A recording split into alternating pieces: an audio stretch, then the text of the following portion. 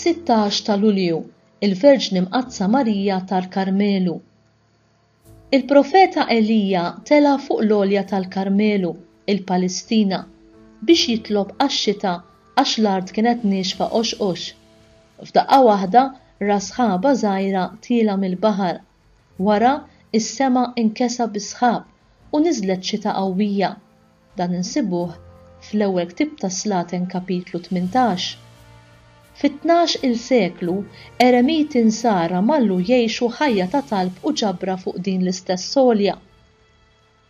Huma xebħu dik is-sħaba żgħira li kien ra Elija mal-Madonna Alla li ġabet il-ħajja vera fid-dinja li kienet mejta. Bdew jonoraw lill-Madonna b'tiklu ġdid, il-Madonna tal-għolja tal-Karmelu, u waqfu ordni iddedikat prinċipalment għal ħajja kontemplattiva taħt il-patroċinju tal-Madonna. Illum insibuh bl-isem tal-Ordni tal-Karmelitani. F'dan l-istess jum niċċelebraw il-festa tal-labtu tal-Madonna tal-Karmelu. Hija tradizzjoni li tgħid li fis-16 ta' Lulju tas-sena 1251 il-Madonna deret lil San Xmun Stock li kien is-Sitt Superjur Ġenerali tal-Karmelitani f'Cambridge, l-Ingilterra, u rietu il-labtu u għedet grazzi speċjali għal kull min jilbsu. Il-Papa Benedittu XIII fis-sena 1726 estenda il-festa tal-Madonna tal-Karmelu fis-16 ta' Lulju mal-Knisja kollha. Aktar dettalji. L-għolja imsejħa Karmel li bil-ludi tfisser ġnien imiżewda bis-siġar u kien post favorit fejn fis-seklu 9 qabel Kristu kien jirtira il-profeta San Elija għall-Kwiet biex jgħix f'ħajja ta' talb u penitenza. Il-muntanja tal-Karmelu kienet ix-xena tar-rebħa tal-profeta Elija fuq il-qassisin pagani ta' Baal. L-ewwel Karmelitani kienu eremiti li marru jgħixu fuq din l-istess muntanja.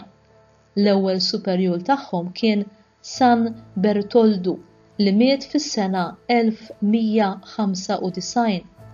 Għat-talba ta' San Brokaldu li laħaq flok San Bertoldu, San Albert minn Vercelli, Patriarka Latin ta' Ġerusalem, tom ir-regola. Daħlu mbagħad fl-Ewropa fejn ġew approvati bħala ordni mendikanti mill-Papa Innoċenz IV fl-1247. Meta l-Kruċjati ġew meluba f'Ġerusalem, ħafna mill-eremiti emigraw lejn l-Ewropa u ġew organizzati mill-ġdid fuq il-linja tal-patrijiet mendikanti. Imma l-ordni sab ħafna diffikultajiet u oppożizzjoni. Skont it-tradizzjoni Karmelitana, kien propju waqt dan iż-żmien ta' tiġrib li l-Verġni Mbierka deret lis-Superjur Ġenerali San Xmun Stock fis-16 ta' Lulju tas-sena 1251 u tagħtu l-labtu tal-ordni bħala sinjal tal-protezzjoni tagħha u bħala sinjal speċjali tal-imħabba tagħha lejn l-ordni. Il-Karmelitani xerdu din id-devozzjoni fis-sekli ta' wara, speċjalment billi żiedu magħhom nies lajċi permezz tal-labtu kannella u li l-insara jilbsu b'devozzjoni lejn il-Madonna biex tħarishom fil-perikli tar-ruħu tal-ġisem u fl-istess ħin ifisser sinjal tal-konsagrazzjoni tagħhom lil Marija. Din il-festa ġiet imdaħla fil-kalendarju universali mill-Papa Dominikan Benedittu XIII fl-1726. Tfakkarna lil veri devoti ta' Marija li mhux biss jilbsu l-labtu mqaddes tal-Karmnu imma wkoll jgħixu kif trid Marija ma jistgħux jintilfu. Il-Madonna tal-Karmnu hija wkoll protettriċi speċjali tal-erwieħ tal-Purgatorju. Barra minn hekk, fl-1914 ġiet magħżula patruna tal-Bolivja u fl-1923 patruna taċ-Ċilì. Ċentru importanti ta' din id-devozzjoni huwa il-Kunvent u l-Knisja ta' Aylesford fid-Djoċesi ta' Southward l-Ingilterra, mhux bogħod minn Londra tal-Patrijiet Karmelitani. Fuq il-muntanja tal-Karmelu il-Karmelitani bnew knisja b'qima lil Marija li hi santwarju l-aktar għażiż u devot. Tinsab illum għand il-Karmelitani Skalzi u kienu l-ewwel patrijiet Maltin li kellhom sehem mill-aktar fir-restawr tagħha. Difatti il-pittura kollha hi xogħol Fra Luigi Poggi, Karmelitan Skalz Malti li miet fis-sena 1952.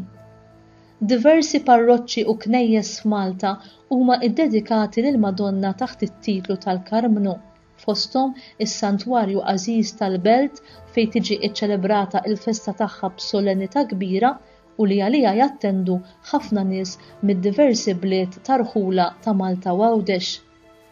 Bħallum taħbat it-18 u l-aħħar dera tal-Madonna ġewwa Lourdes li seħħet fis-16 ta' Lulju 1858.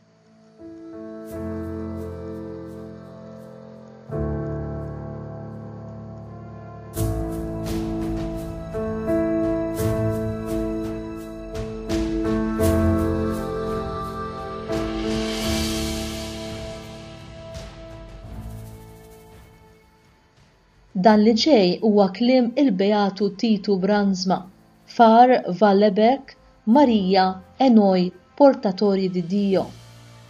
Marija hija dik li hi, midjuna bħalna lejn il-grazzja u tjubija ta' Alla. Hija ħaġa ċara li l-grazzja ġiet riservata għaliha b'dispożizzjoni speċjali ta' Alla. Iżda hija wieġbet għaliha mingħajr li ċken riserva. Min-naħa tagħha hija ħallieta taħkimha għal kollox.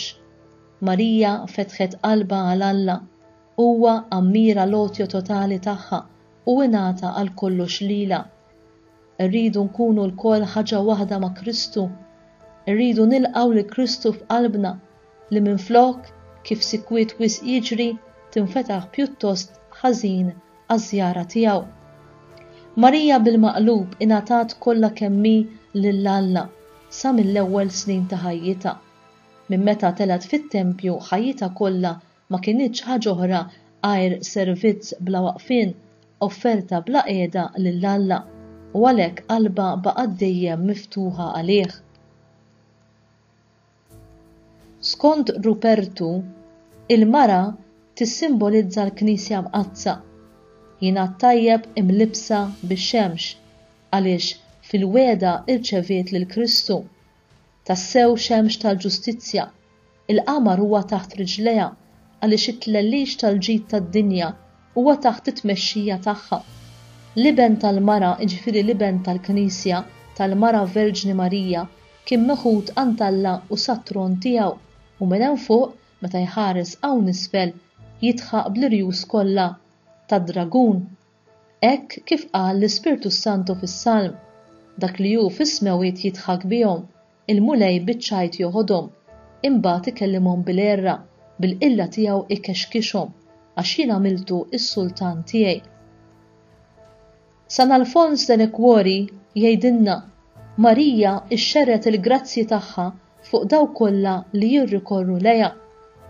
San Ġwan Marija Vianney jgħidilna il-Missier Etern jitaxxaq iħares lejn il-qalb tal-imqazza Verġni Marija bħala il-kapolavur ta' jdejh, liben jitpaxxa biha bħala l-qalb ta' lajn li minnaħa id-dem li salvana. U dan li ġej huwa kliem il-Papa Qaddiż Ġwanni Pawlu II. L-eżempju ta' Marija jgħin lill-Knisja tapprezza aħjar il-valur tas-silenzju.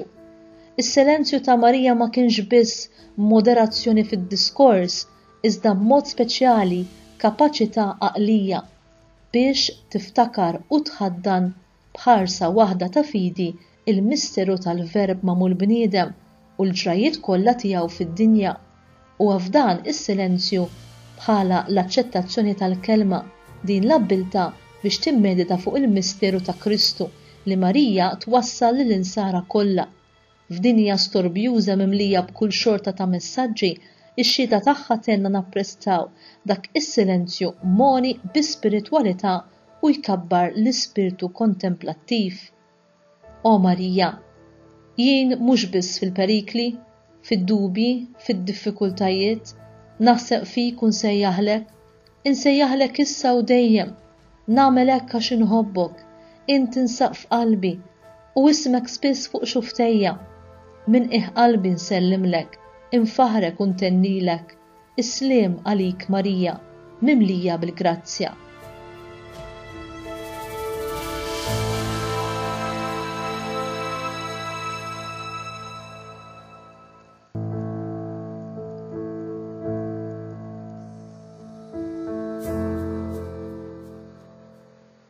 Talba lil Madonna tal-Karmelu.